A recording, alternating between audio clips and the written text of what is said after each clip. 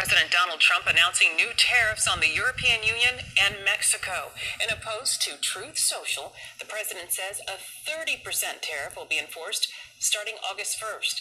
Trump says the tariffs against Mexico are due to the country not doing enough to stop the flow of migrants and fentanyl into the country. For the EU, President Trump says the trade deficit is a national security threat.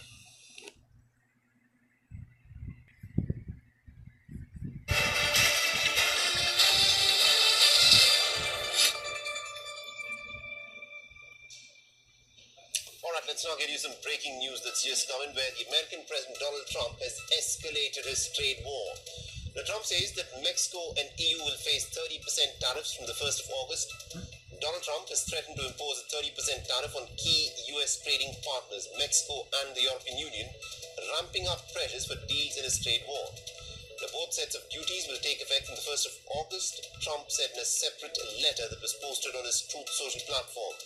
He cited Mexico's role in illicit drugs flowing into the United States and also a trade imbalance with the EU, respectively.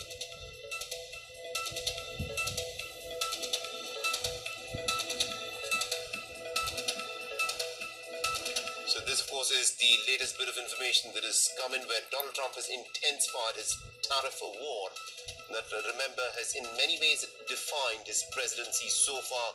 He's escalated this trade war. Trump says that Mexico and EU will now face 30% tariffs from the 1st of August.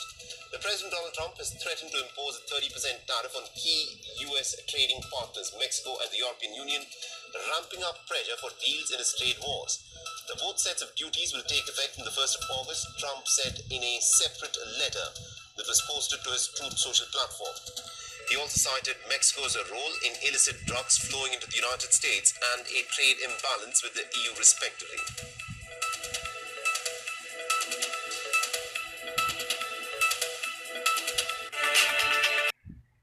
President Trump announcing tariffs on imports from Canada of 35%.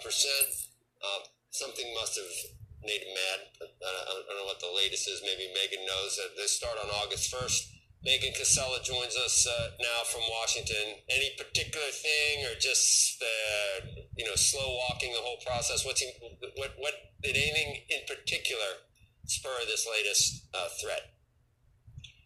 Not that we know of yet, Joe. We might learn today, but we don't know exactly what sparked this latest Canada threat. But I'll say there were two big escalations overnight on the trade and tariff front from the president. Canada being the first one, 35% on imports from Canada, which, by the way, the second largest U.S. trading partner and the largest buyer of American goods last year. Now, an administration official did tell me late last night that the exemptions currently in place for USMCA compliant goods likely will remain, as will the lower 10% tariff for energy imports. That would soften this a little bit, but still a significant escalation from the 25% level where it is now to 35% on everything else. I was told that decision is not final, and this does come, to your point, just a few days, I think 2 weeks after the president was first angry about Canada's digital services tax, and then once Prime Minister Mark Carney pulled that back, then things seemed to be back on track. So we don't know what caused this one.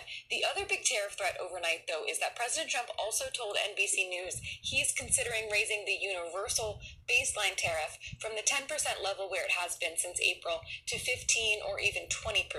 So that would mean everything U.S. companies and consumers buy from abroad would cost at a minimum an extra 20% in the form of tariffs. And if I can take just a step back, this week began with the president postponing that major July 9th deadline for the country-specific tariffs to kick in. It looked like a potential softening of his trade stance, or at least a delay. But since then, we've seen these new tariff threats for Canada and Brazil. Neither of them were facing the deadline before. A 50% tariff on copper, a potential 200% tariff on pharmaceuticals, and now a possible doubling of the baseline tariff. So guys, a vast expansion of the trade war on multiple fronts just in the past few days.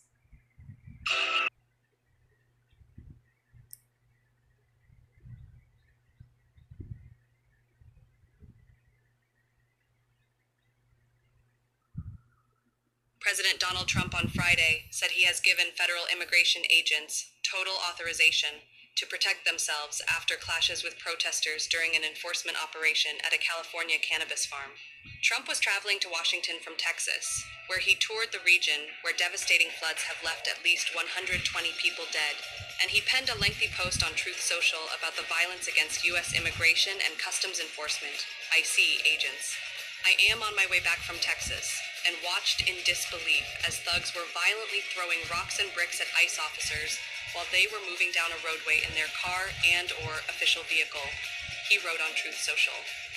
Tremendous damage was done to these brand new vehicles. I know for a fact that these officers are having a hard time with allowing this to happen in that it shows such total disrespect for law and order.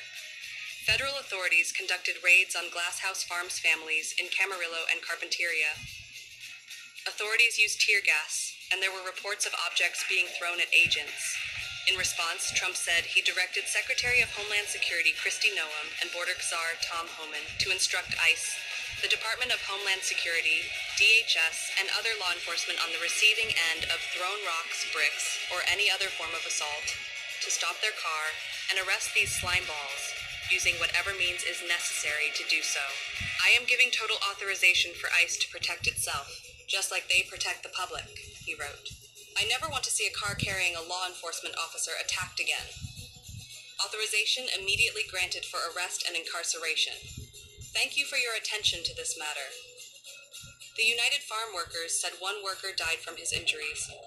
This man was not in and has not been in CBP or ICE custody, DHS Assistant Secretary Tricia McLaughlin told Fox News Digital.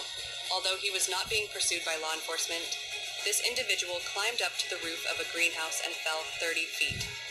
CBP immediately called a medevac to the scene to get him care as quickly as possible. This is Rachel Pierce, and you've been watching Alert Desk USA, where the facts come first. Stay safe, stay informed.